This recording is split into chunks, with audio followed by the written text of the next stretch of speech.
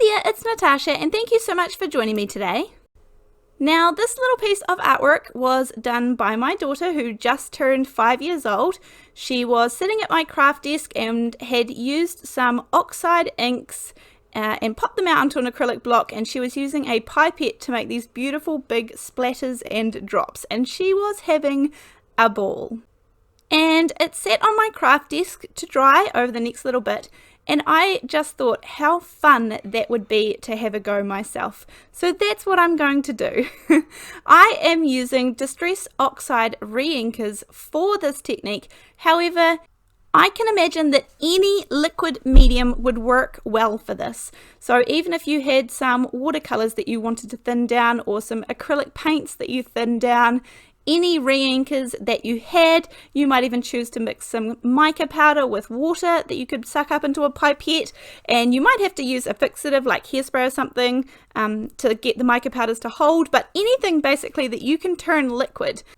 Even things like gelatos, if you add them with a little bit of water and smush a little bit on an acrylic block, if you can suck it up with the pipette, it will work fine. You can see I have just added a tiny little drop of reinker, about 2 drops onto each little bit.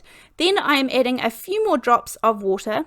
I'm sucking it up my pipette and holding it quite high. I would say I'm holding it around 8 to 10 inches in the air. And I get different drops all over. I have no rhyme or reason for anything here. My daughter just went for gold. She didn't worry about which color she was using. They have that beautiful freedom at 5 years old.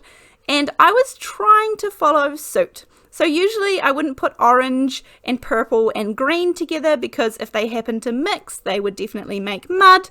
But as you can see here, even when the orange did drop into the green a little bit, it didn't even really matter. So I'm going to stop there and pop that one aside to dry. Now this is on watercolor, Tim Holtz watercolor paper, because as I said, I'm using a water medium and it is very liquidy, and I don't want to use a heat tool to dry this because I don't want to chase the color around. I want it to stay in those little splotches. So I am being pretty messy, pretty fast. There's no plan or pattern or color scheme that I'm going for. You can see I just kind of put down a range of them on my little acrylic blocks, and I am popping them all together just anywhere. Then I sort of flick the pipette every now and then again with my fingers so that it kind of makes those little splatters. And then once I think I've got enough, I just add it to the side. I did add in another couple of little colors. This one is the Spun Sugar, which is a really light pink. And I will say that this technique made me feel really free. I often like control when I am card making, and that was something that I kind of had to give up a little bit. But then again, there was no pressure. I knew that I was going to do a few of these, and if I didn't like them, then at least I had fun doing them and I could use them for something else later, or I could just die cut shapes and things out of them to pop up and create dimension on other cards if I didn't like the results. So I knew I wasn't going to waste the paper, and this is really just using 2 or so drops of each reinker, which is nothing at all. So I was having a whole lot of fun. And again, no rhyme or reason with the colors. I did a fair few of these, but I'm going to kind of focus on the 4 that I've just showed you here on camera, and then we will make a couple of these into cards as well, because that is one of the tricky things. Often you can make the most gorgeous backgrounds, and then actually turning it into a card you can kind of get a bit stuck. So these are the 4 as they are finished. They dried a little bit lighter than when they went on, and they're just fun. They're just really fun. I love the freedom and the fact that there's kind of no rules as to how these should turn out. So I am going to take these 2 here and turn these into cards. Now what I'm going to do is pick a color out of these. So for the one on the right, I'm going to use Peacock Feathers, and that is one of the reinkers that I used. You can see that there are a few drops here and there of that one. Then for the one on the left, I'm going to use Mustard Seed and Wild Honey, because honestly I wasn't actually sure which one I used. I may have used both reinkers, but I think I end up going for more of the Mustard Seed kind of look on that one. Right, so here we go. I am going to cut out a couple of panels here that measure about 2 inches by 5.5 inches. I have some VersaFine Onyx Black ink and the Word Fragments stamp set. Again, this is a popular one. I do love this stamp set. And I'm going to pop the sentiment right down here in the lower center of the card. And I am going to do a little bit of masking for these. So one of these says, "Many thanks," and the other one says, "Best wishes," but you could put any sentiment on here at all. I'm going to use some clear embossing powder to give these a resist effect because this is the sentiment and I don't want to make these cards super bulky. So I'm not going to put any more sentiments on top of these, but I do want to keep this nice and bright white. So what I decided to do is use a tiny little piece of masking paper here. I keep all my little scraps of the Gina K masking paper because it is really, really good. I'm going to cut exactly on the black outline here of both of my sentiments, just using some of the really long 9.5 inch Tim Holtz scissors.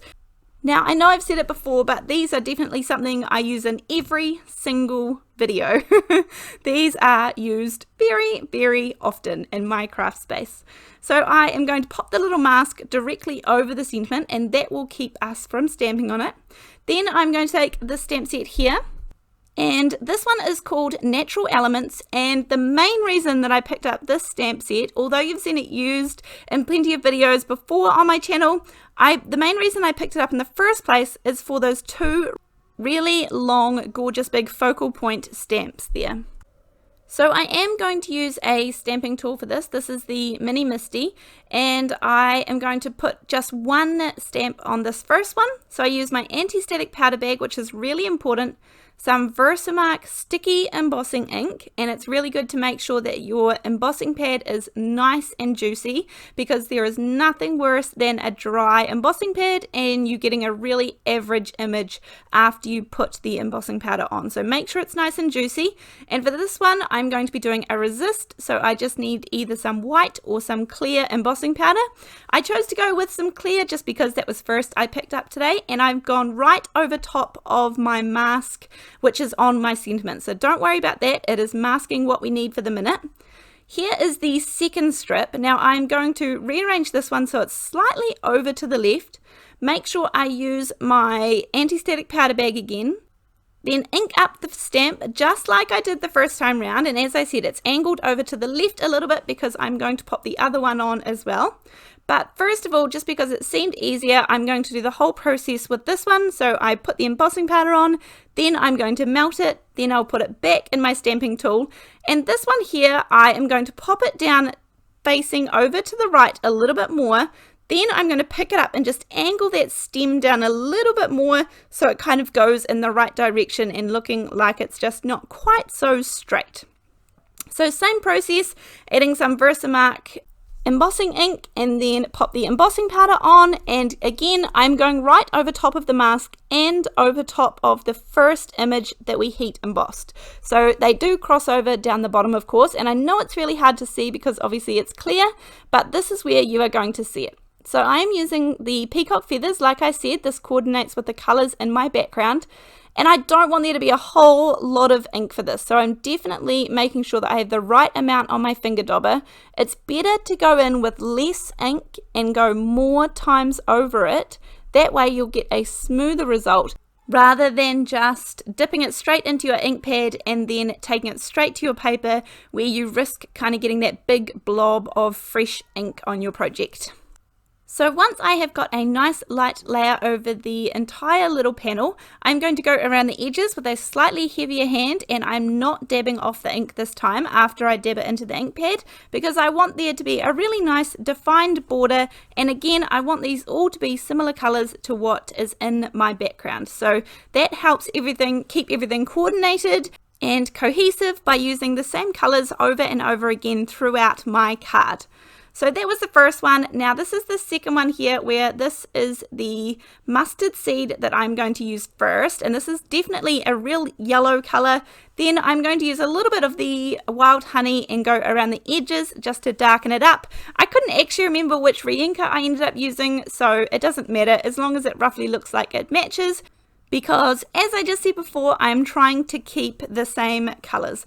So by using the ink over top of these, you can really see that nice white design pop through. Make sure that you go over with a just a not damp cloth, so just a normal dry cloth, and wipe off any excess ink that is sitting on top of the embossing that we did of the flowers. Now here's my 2 card front panels. I am going to cut those down just ever so slightly. Then I'm doing exactly the same thing as I just did with my front feature panels. I am going to go around the edge really lightly, just with a finger dauber in that same color that will coordinate with everything else. But I will say that even just looking at these panels here, this was such a fun card to create. So if you end up creating any of these, I would really love to see them. This technique was super fun and I'm sure that you will enjoy it. It was very freeing after lots of the techniques that I do, which are definitely more clean kind of cards.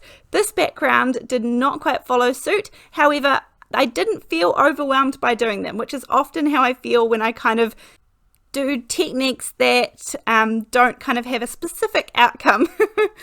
I know that sounds a little bit weird, but anyhow, I am just doing my little trick here with the 4 tabs coming out, and I cut these panels out so that they just have a small slither of white going down the left and the right hand sides. So I think they measure about 4 by 5.5 inches. And then I have my front panel, which I'm going to pop on again right down the center.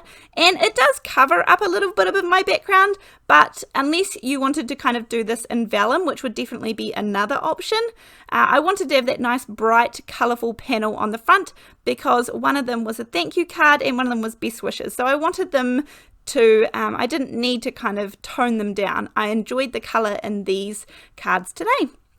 I'm going to finish off these cards by just adding a tiny little few white Nouveau drops here, there and everywhere, and I took off the masks for the sentiments and they are nice and bright white underneath.